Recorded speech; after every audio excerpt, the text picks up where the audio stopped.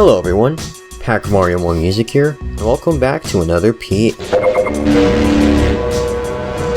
Commentary. Today we are covering Infinite Backlog's review of Half-Life Blue Shift. So to give context, Half-Life was released in 1998 by Valve Software, and then Gearbox Software released an expansion called Half-Life Blue Shift in 2001. In 2014, Infinite Backlog, a video game reviewing channel, released a review of Half-Life Blue Shift, and I didn't like it. Before I begin, yes, I know this video was made in 2014, but I still wanted to cover it because I don't have anything else to cover, and most of my points will be relying on information before the release date of their video. So, let's begin.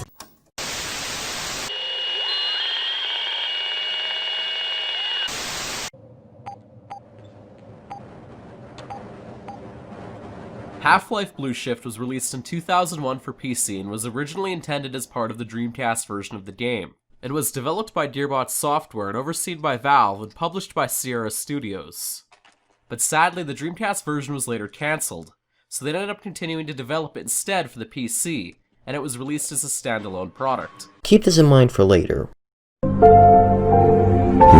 the fuck? So let's kick things off with the good.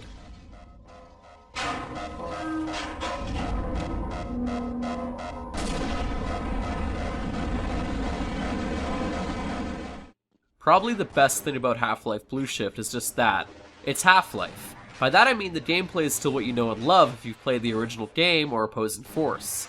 The controls are great, and the gunplay all feels very smooth and easy to use. The weapons are varied and all have their specific uses, and the variety of enemies you fight from the aliens and marines are still varied and fun.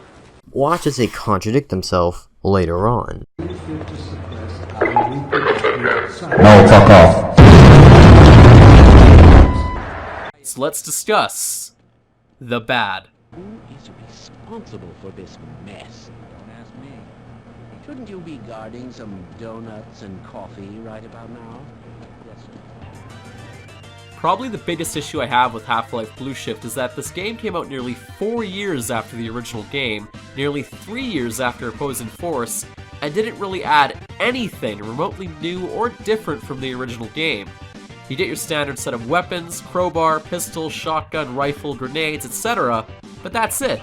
No new alien weapons, no new weapons in general. I had to double check that this game came out in 2001 because I could hardly believe it. You'd think after that span of time they could have done something different with the game. Hold up. So you said earlier that one of the positive aspects was the gameplay being similar to the first two games, but then you say that this game doesn't add anything new, which is confusing. I think I understand, but at the same time, not really. Also, about your weapons complaints, I can give a sort of explanation. Blue Shift ends right near the end of the chapter Apprehension from the original game, in which Gordon gets beaten up by 2 Marines and thrown into a trash compactor. Taking this Freeman guy. Outside for questioning. What the hell for? We got him. Let's kill him now. And if they find the body? Body? What body? This is before questionable ethics and surface tension, before you get the scientific and alien weapons. And before you say that you got the rocket launcher in those chapters, I think you're more likely to come across a rocket launcher than you are to come across a weapon that shoots bees, a teleportation gun, and 2 weapons that rely on uranium as ammo.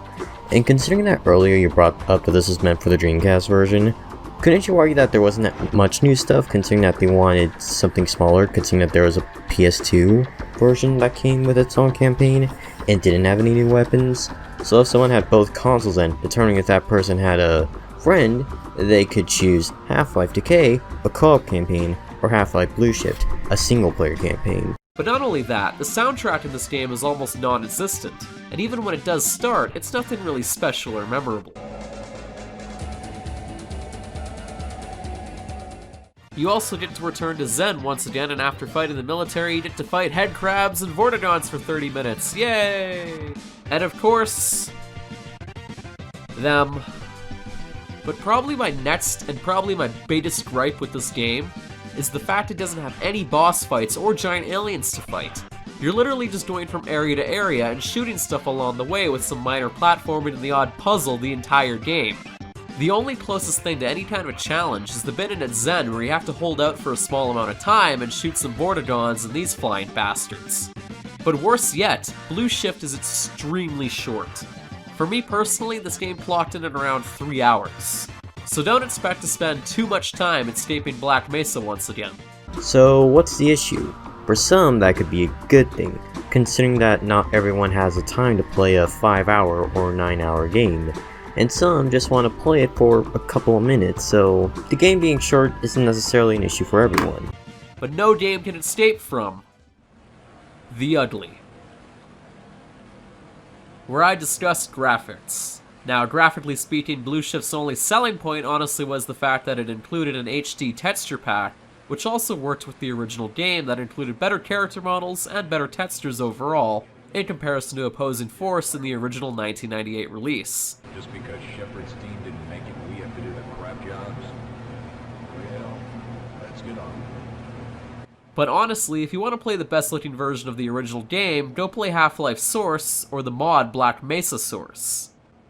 But other than that, Blue Shift still includes some of the great trademark atmosphere and level design from the original game, and for a 2001 release, still looks pretty damn good.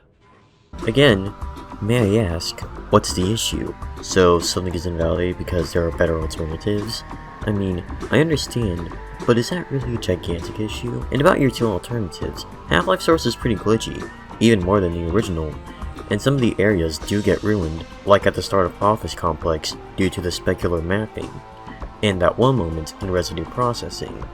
And then there's Black Mesa Source, which at the time of this review wasn't done yet, as the Zen levels weren't released yet, and it does redesign some levels, which could be an issue with someone if they want an accurate first-time playthrough. Also, didn't you say earlier that your biggest issue was the lack of originality in this game? So what matters to you more, gameplay or graphics? And that's where we end the video. Final thoughts? Don't hate on my boy Barney Calhoun. And this is the end of the video. Feel free to subscribe, follow me on Twitter, and join my Discord. I'm packing more and more music, and I'll see you later.